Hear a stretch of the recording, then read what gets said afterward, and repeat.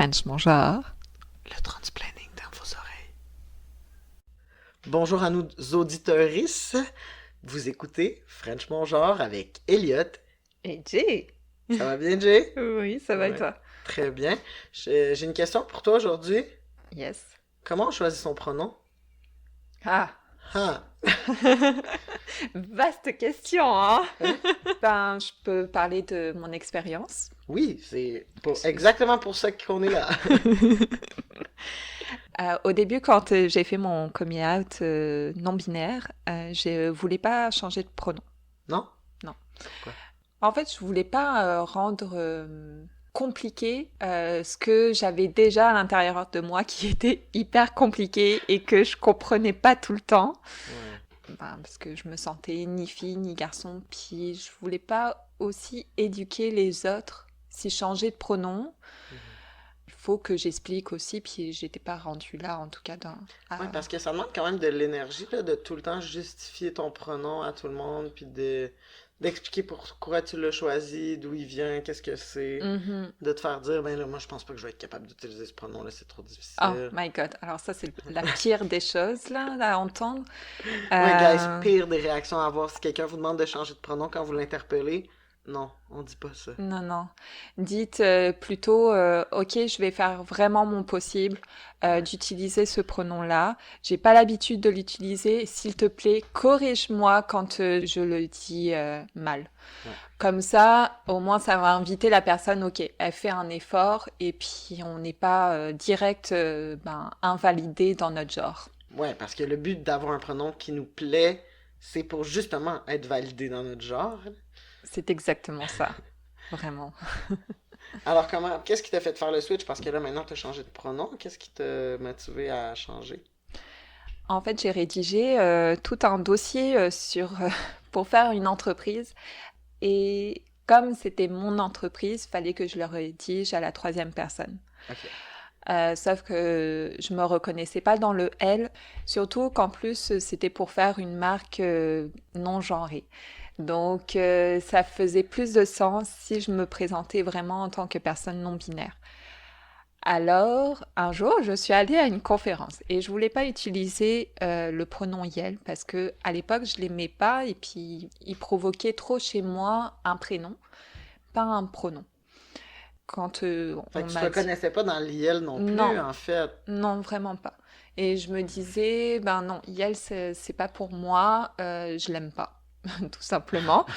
Et quand je suis allée à cette conférence, j'ai vu en fait qu'il y avait un autre pronom qui est il ou I qui se prononce. Comment on l'écrirait, celui-là? Alors c'est I2LE, Ok. c'est comme un il au féminin, donc Puis ça marche bien avec le pronom que tu utilises maintenant aussi, là. Le il avec l'accord au féminin, exactement. c'est exactement ça que tu cherchais, je pense. C'est exactement ça, parce que moi je me reconnais vraiment dans l'ambiguïté entre les deux genres, ou pas du tout entre les deux. Ok. Donc c'est comme ça que je l'ai choisi. Puis en fait, c'est en rédigeant ce document que je me suis dit, bah finalement, ça fait vraiment beaucoup de sens. Et plus tard, j'ai commencé à demander qu'on utilise ce pronom-là pour moi. Ouais. Puis Voilà. les gens ont bien réagi quand tu leur as demandé d'utiliser ce pronom-là? Je l'ai pas dit à tout le monde, là. Je pense que la première chose que j'ai faite, c'est de l'annoncer sur mon Instagram avec cette entreprise-là, là. Ok. Ouais. Mais c'était pas encore très. Mais si vous l'utilisez pas, c'est pas grave. Enfin, Ok, c'est ouais, tu ok. mettais pas beaucoup de pression sur les gens Ouais. pour respecter le pronom. Mm. On dirait qu'au début du choix de pronom, il y a beaucoup ça, là. Moi, en tout cas, j'avais beaucoup ça. Comment je pourrais dire? J'étais plus frileux à imposer mon pronom, je dirais. Mm. Dans le sens, puis je pense que ça résonne un peu à ce que tu disais, de pas déranger, pas vouloir faire d'éducation. Fait que je disais beaucoup à moi, le pronom ça me dérange pas, le pronom ça me dérange pas. Mm, mm. Jusqu'à ce que finalement, toutes mes amies autour de moi fassent l'effort d'utiliser le pronom il. Fait que là, j'étais vraiment dans un environnement safe où on m'appelait que il, même si j'avais pas fait mon coming out extérieur. Puis là, je disais toujours ça me dérange pas jusqu'à ce que j'aie chez mes parents. Puis que là, ma grand-mère, puis mamie, je t'en veux pas, là, si t'écoutes ça, là, c'est vraiment pas grave, là, mais me disent, oh, ma belle, puis que là, ça faisait genre Mm. 6 mois qu'on m'avait pas dit aucun pronom au féminin. Puis là, ça m'a complètement throw off parce que j'étais plus habituée à ça. Ouais. Puis c'est là que j'ai réalisé à quel point c'était vraiment important pour moi, le fait de me faire appeler il. Mm. Puis là, j'ai arrêté d'être frileux, puis je suis tombé en mode, si t'es pas capable d'utiliser le bon pronom avec moi, je suis pas capable d'utiliser le bon pronom avec toi. Ouais. Fait que là, je me suis mis à mégenrer les gens qui me mégenraient volontairement. Ah! C'était ma... Ouais. Ouais. Là, j'ai vraiment l'autre côté, Ouais. le dark side of the moon. Ouais. Mais je peux comprendre pourquoi t'étais frileux au début d'imposer ça, surtout que les pronoms neutres sont aussi beaucoup moins Ouais. Ils sont... populaires, entre guillemets. Là. Oui. Ben, invisible, hein, on parlait d'invisibilité avec Oui. la troisième case, c'est encore ça. Oui, et c'est encore difficile aujourd'hui de dire mes pronoms. Tu sais, à chaque fois, je veux arriver quelque part et je me dis, OK, aujourd'hui, je vais dire mon pronom. Ah ouais? Je vais me présenter, je vais dire, hey, allô, c'est Jay, mon pronom c'est il, mes accords sont au féminin. Et en fait, je le dis Tu te pas dégonfles. souvent. Ah non? Et en fait, pendant longtemps, ben, jusqu'à maintenant, je disais, mais c'est pas grave si on me mégenre et tout ça. Mais non, en fait, c'est grave. Parce Ouais. que en faisant ça, nous-mêmes, on s'invisibilise. Et ça, c'est vraiment comme... C'est quand même un trauma des personnes non binaires, là, et des personnes trans L'invisibilité, aussi. tu parles? Ouais. Ouais. Ouais, je suis d'accord avec toi. Faut qu'on arrête de minimiser l'impact que ça a. Mm. Même si, des fois, j'ai l'impression qu'on met tellement d'importance dans le pronom qu'on dirait que ça prend toute la place dans la transition, puis ça a l'air d'être, tu sais, les personnes trans puis non-binaires veulent juste avoir des pronoms, mais moi, je le vois un peu comme la pointe de l'iceberg, là, dans le Mhm. sens où c'est la moindre des choses que de respecter les pronoms des gens, mais c'est que avec ça, il vient plein d'autres charges mentales avec une transition ou avec le fait de ne pas être conforme dans le genre ou de ne pas rentrer dans ces deux belles petites cases-là que la société nous a données. Puis tu sais, tu parles de trauma, d'invisibilité. Je trouve que tout ça, ça participe à la charge mentale, que si en plus, il faut qu'à toutes les fois, on se stine avec des gens ou qu'on se fait mégenrer, c'est des petites blessures, mais à longue, ça devient vraiment irritant, puis ça devient quasiment une cause d'angoisse sociale aussi. J'imagine, là, toi, tu Mhm. dis, ah là, je vais me présenter, puis je le fais pas. Ouais. Mais ça, c'est de la dysphorie sociale, hein. Ouais. Mm. Ouais, puis ça, c'est pas le fun, la dysphorie C'est sociale. vraiment pas le fun, non. Vraiment C'est- pas. La dysphorie, on pourrait peut-être expliquer rapidement ce que c'est pour ceux qui en vivent pas. Ouais, mais il y a différentes formes de Comment toi, dysphorie tu te le aussi. décrirais pour ta dysphorie à Ben, moi, je vis beaucoup plus de dysphorie sociale, toi? Ok. justement, où je me retrouve pas ben, dans les cases, puis en fait, j'ai l'impression de ne pas exister dans ce monde. Donc ça, c'est une forme de dysphorie sociale. Qui est vraiment lié avec les pronoms puis les marqueurs de genre. Exactement, ouais. Et puis comment on me voit aussi, comment, tu sais, on me suppose toujours que je suis un elle, tu sais. Ça, faudrait arrêter avec ça aussi. Ouais, Je ouais. pense que ça serait important qu'on arrête de présupposer les pronoms des gens ou les genres, puis juste trouver une façon d'interpeller tous les êtres humains, puis qu'on soit pas obligé de dire la personne, la personne, la personne, mais peut-être un pronom inclusif de tout que, ben, on ne sait Mhm. pas si le conducteur ou la conductrice, le conducteuriste de la voiture qui a failli nous frapper, c'est un gars ou une fille, ben, on pourrait dire, par exemple, Yel m'a Oui, presque passé dessus. On n'assume pas c'est qui, on n'a pas besoin de savoir c'est qui, puis ça évite de tomber dans des bons vieux stéréotypes que, ben, c'est sûr que c'est une femme parce qu'elle conduit mal ou, tu sais, oui. qui sont liés encore là au genre, j'imagine. Puis aussi d'arrêter de supposer en fait par rapport à l'expression du genre, parce que c'est pas pareil. Ouais. Par exemple, moi je suis non-binaire et puis bah, les gens en fait vont croire que j'exprime mon genre féminin, mais alors qu'en fait pour moi il n'est pas féminin ou masculin, mais du coup c'est pour ça que les gens vont comme dire ben elle et puis m'accorder vraiment au féminin et comme Sans même te le demander, sans en même fait. me demander, oui, c'est clair. Ouais, il y a ça aussi d'assumer sans demander. C'est tellement pas difficile de demander à quelqu'un c'est quoi tes Mm, pronoms quand t'es pas sûr, ou même quand t'es sûr, tu ouais. sais. Puis, enfin, n'ayez pas peur de comme offenser la personne. Là, il faudrait que vraiment on normalise le fait de Mm. demander ses pronoms et de ne pas les supposer en fait. On peut juste dire, hey, je veux pas supposer ton pronom. C'est quoi les pronoms que tu utilises? Il faut juste arrêter de dire, ben là, c'est parce que quoi, j'exprime mal mon genre, c'est pour ça que tu me demandes mon pronom. Mais non, c'est pas du tout ça qu'on veut dire. C'est Non, non, juste non. que il y a d'autres personnes que leur pronom, c'est pas forcément des pronoms il ou elle. Donc, essayez de demander si, Ouais. pas essayer en fait, demander.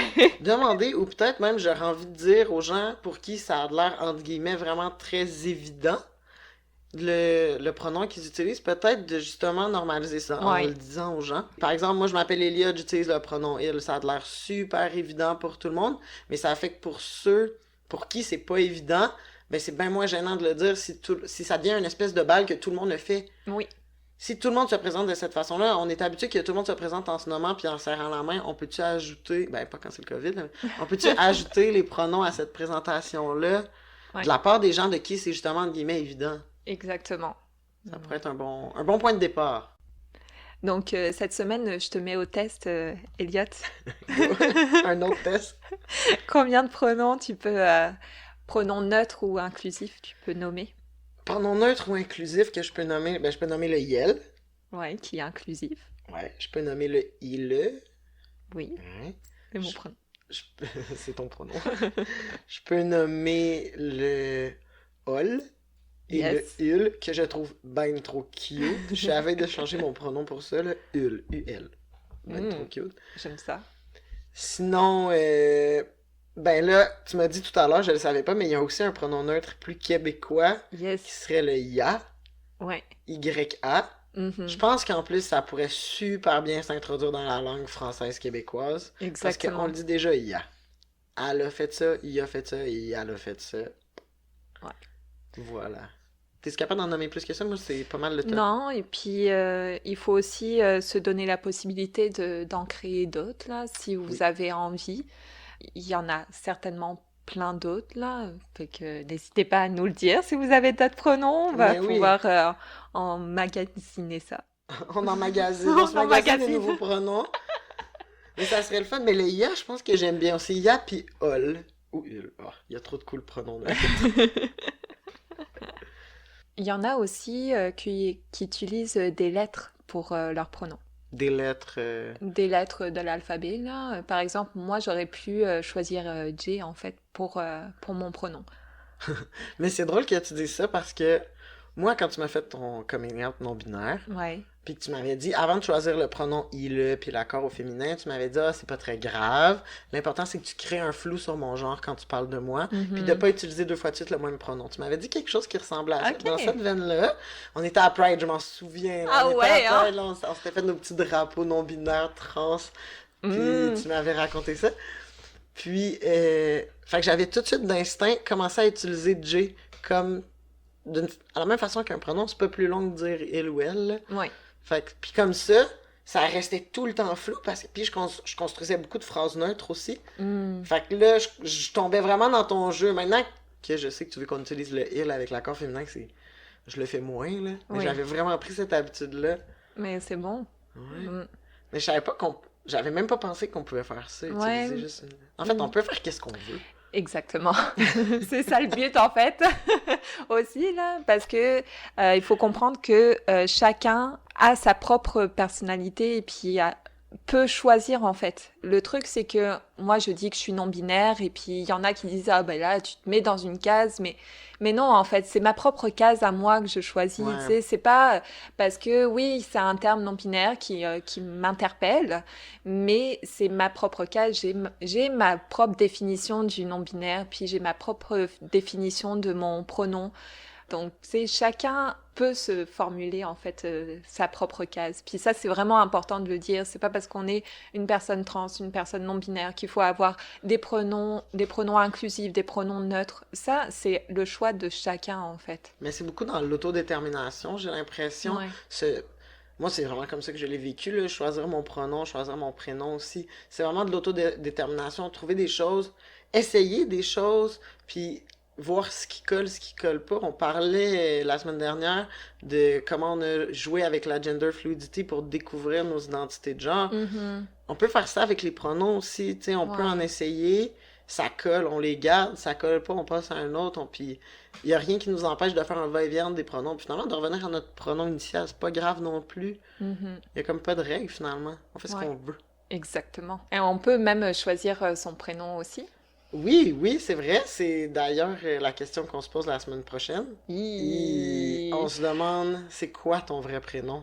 Ça, c'est une question qu'on se fait souvent poser et on va être ravis d'en discuter la semaine prochaine, Ok, Elliot. oui. Mais avant de passer à la semaine prochaine, on pourrait peut-être faire nos petits coups de cœur de la semaine. Bien sûr. Sur quoi t'as eu un petit crush cette semaine? Alors, j'ai eu un coup de cœur sur Kamala Makarel, qui est artiste, performeuse, multidisciplinaire de Montréal, qui aime switcher, qui parle beaucoup de genres. Oh, on va aller voir ça. Yes. Clairement, la macarelle. Oui. Moi, j'ai eu un kick sur Je m'appelle Humain, le film de Kim Obum-Sawin sur Joséphine Bacon. Mhm. J'ai trouvé ça très intéressant. Je l'ai vu cette semaine parce qu'il est sorti il y a pas longtemps. Ok. Puis c'est vraiment un beau film. C'est vraiment bon. Puis Joséphine Bacon, je la trouve tellement adorable à regarder aller. Puis c'est un film sur elle, mais sur aussi ses amis, sa famille. Puis ça sent vraiment, c'est vraiment une bonne atmosphère, un bon moment de cinéma. Je le Super. recommande. Ben, merci, Elliot. Merci G. C'est tout pour cette semaine. J'espère que vous avez aimé. Et on se voit. Ben, On, on s'entend la semaine prochaine. on se voit pas du tout. C'est ça. Tout. Je m'appelle Jay. Mon pronom c'est il. Mes accords sont au féminin. Combien de fois j'ai répété cette phrase avant de sortir de chez moi? Combien de fois je l'ai répétée en me disant que cette fois-ci, je vais me présenter comme ça? Seulement, ça n'arrive pas souvent. Alors, je me suis dit, ce qui m'aiderait, c'est que les personnes autour de moi se présentent en disant leurs pronoms, surtout quand ils sont conformes dans leur genre. On veut encourager les gens à introduire leurs pronoms dans leur présentation. On veut que vous embrassiez vos pronoms, quels qu'ils soient. Mets-le dans ta bio Instagram ou à la fin de tes courriels. Dis-le après ton prénom quand tu te présentes. Mets-le sur ton name tag à la job.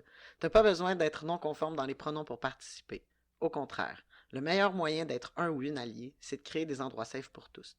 Partagez-nous ça. On cherche toujours des nouvelles façons pour normaliser toute cette histoire de pronoms-là. Et tu peux le faire en mettant le hashtag French mes pronoms et en partageant avec nous sur notre page Instagram et Facebook.